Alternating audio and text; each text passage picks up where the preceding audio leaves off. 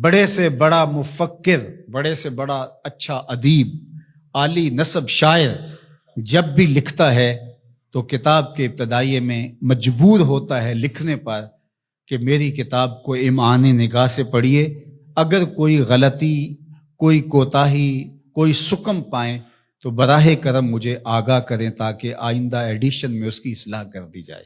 لیکن قرآن کھولو تو پہلا جملہ یہی ملتا ہے، یہ کتاب میں شک نکال کے تو دکھاؤ، اس کتاب میں کوئی عیب نکال کے تو دکھاؤ، یہ عیب سے بھی پاک ہے، یہ ریب سے بھی پاک ہے، اس میں کوئی شک نہیں، اس میں کوئی شبہ نہیں۔ ذالک الکتاب لا ریب فی۔ اللہ اکبر۔ ذالک کا اشارہ بعید کے لیے ہے لیکن عظمت کے لیے یہاں بیان فرمایا گیا۔ اس کا یہ معنی بھی ہو سکتا ہے کہ یہ وہ بابرکت کتاب ہے جو آسمانوں سے آئی ہے۔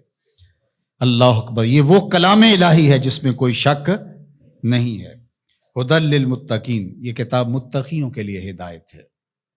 اللہ اکبر۔ اس کتاب کو ہدی للناس بھی کہا گیا، تمام لوگوں کے لیے ہدایت، اور ہدایت کے مفہوم کو آپ اچھی طرح سمجھتے ہیں، رہنمائی کرنے والی، راستہ دکھلانے والی، منزل تک پہنچانے والی، اندر کی بیماریوں کو دور کرنے والی، باطنی امراض کے لیے شفا۔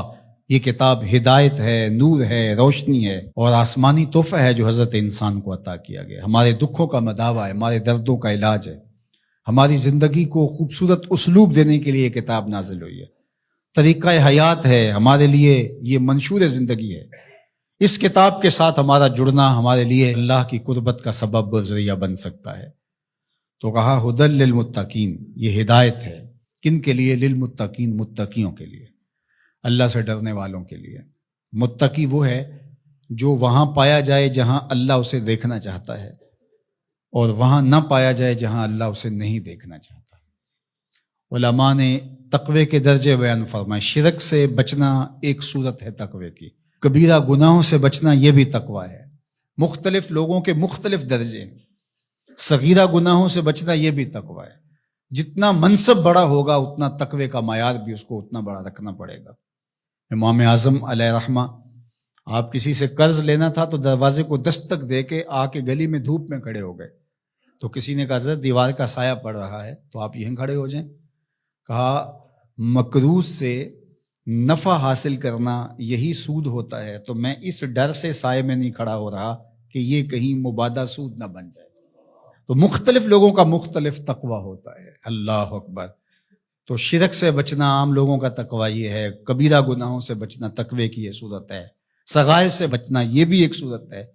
لیکن ہر وہ شے جو خدا سے غافل کر سکتی ہو اس سے بھی بچنا یہ اللہ والوں کا تقوی ہے۔ تو اتقاء کا نور جو رکھنے والے ہیں قرآن، اس کے لیے ہدایت ہے۔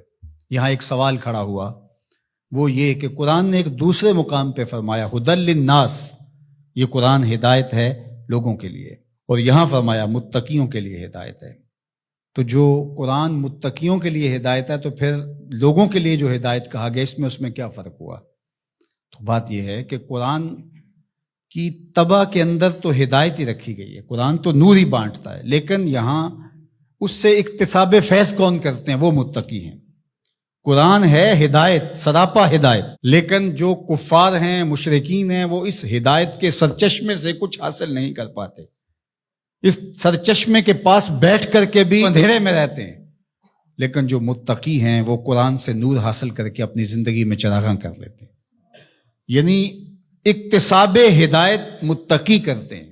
لیکن قرآن مجید جو ہے وہ سراپا ہدایت ہے، وہ سب کے لیے۔ اگر کافر بھی ہدایت لینا چاہے تو قرآن اس کو بھی دے گا، لیکن اگر وہ نہیں لینا چاہتا بلکہ اس کی ضد بڑھتی ہے، اس کے اندر جو ہے وہ حسد بڑھ جاتا ہے، اس کی دشمنی بڑھ جاتی ہے۔ قرآن مجید میں اللہ تعالیٰ نے دوسرے مقام پر ارشاد فرمایا وَنُنَزِّلُ مِنَ الْقُرْآنِ مَا هُوَ شِفَاءٌ وَرَحْمَةٌ لِّلْمُؤْمِنِينَ وَلَا يَزِيدُ الظَّالِمِينَ إِلَّا خَسَارًا۔ یہ شفا ہے، رحمت ہے مومنین کے لیے، لیکن جو ظالم ہے ان کا نقصان زیادہ ہوتا ہے، وہ خسارہ زیادہ حاصل کرتے ہیں۔ یُضِلُّ بِهِ كَثِيرًا وَيَهْدِي بِهِ كَثِيرًا۔ اسی قرآن سے کچھ ہدایت لیتے ہیں اور اسی قرآن سے کچھ گمراہ ہو جاتے ہیں۔ تو قرآن کا قصور تھوڑا ہے۔